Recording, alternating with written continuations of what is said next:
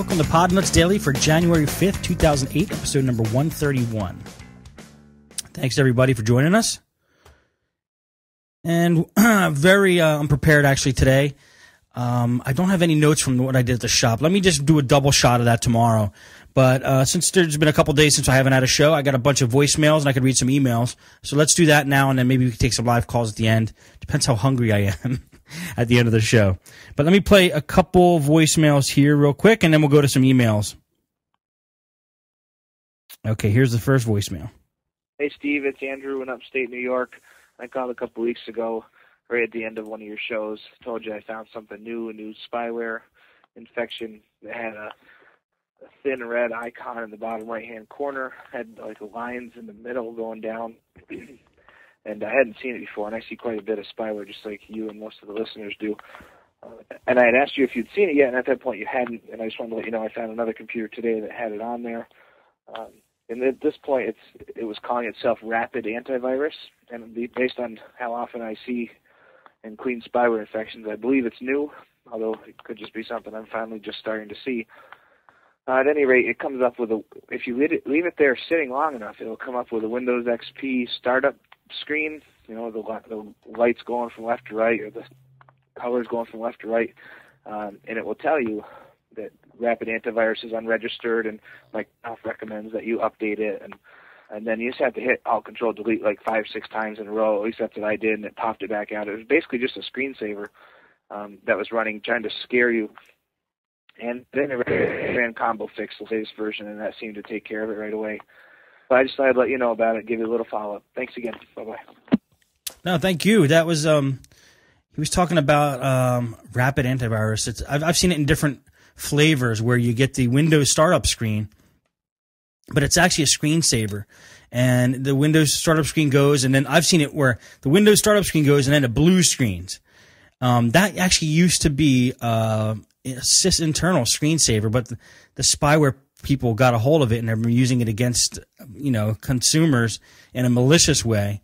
I've never seen what he talks about, where you see the startup screen and then it tells you that your antivirus is unregistered, but that's interesting. Thanks for the call. Let me just play another voicemail here.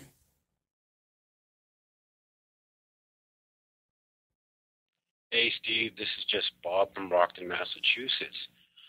I'm starting to do data recovery on computers, and I'd like to know what you recommend for software for data recovery. Let me know what your recommendations are. It would be very helpful. Thank you. Okay, recommendations for data recovery software. Well, the one I've been using in my shop is called Recover My Files, and it's from a company called GetData.com, I think. I can't remember the exact company. Anyway, it's just do a Google search for Recover My Files. It's like $60 for one registered license, and we've been using it with success. I have to tell you, I did my last Podnutz interview I did was with Scott Moulton, and I asked him specifically what software should I be using, and he recommended something else. Let me get that podcast released tonight so at least you guys can listen to that and hear it from an expert on data recovery. What is the best software to use? And then he gives different price points of like what's good cheap software, what's good intermediate software, what's good pro software, and that kind of stuff. So that should answer your question. But I've been using Recover My Files. It's funny. I've been using that, and then I was hoping Scott would, say that's a good program. But after he told me the things that I should use and he uses, I didn't even ask him about that. So, all right, let's do one more voicemail, and then we'll read some emails. Hello, Steve, Door Geek. Nerds on site. I want to be a nerd.com. I checked this out about a year and a half ago. I'm sure it's good for somebody. But from my experience, it's like Mary Kay for cosmetics or Pampered Chef for cooking supplies. You have to pay them approximately, I believe it was $3,000 just to say you're a quote-unquote nerd. They give you software that sometimes costs money. For instance, they give you spin rights.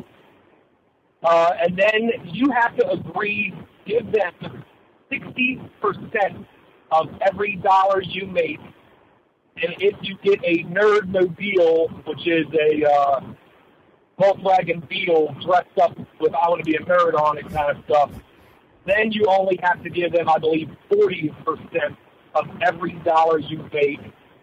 The pluses to it is you're part of a network of people where if you can't give somebody a solution they want, you can hook up with somebody who can, and you can have that person give you a percentage of the money they make.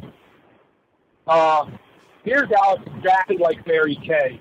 One of the ways to make a lot of money out of that thing is to just get a customer base, which, by the way, you have to do basically all on your own. Drill up your own customer base, get a huge customer base, and then sell that customer base to a new recruit or somebody who needs business.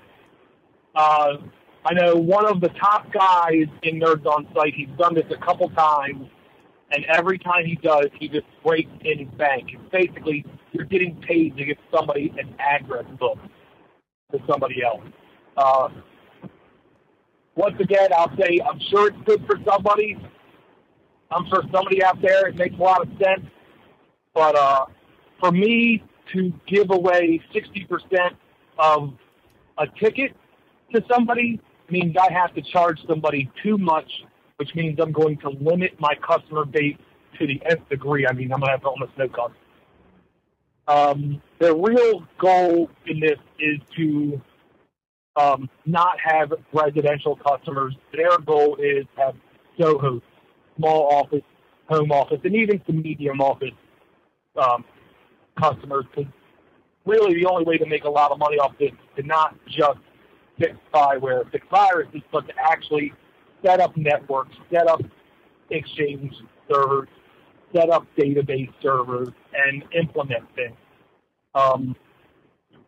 I'm sure there are people out there that love it and that work with them and think it's a great system. I just can't picture giving up that percentage of my income. All right, Steve, just wanted to let you know about that. I'll talk to you later. Bye. That was Door to Door Geek talking about Nerds on Site at iwanttobeanerd.com. Somebody had asked about that, what I think about that, or if anybody knows anything about that. So thank you, Door to Door Geek, for that. That's good input on that. I haven't checked it out that much myself. My opinion on it after just listening to what you said is, if they would give you referrals and give you customers, then it might be worth it paying them 60% of every sale. Maybe that's still a lot, but if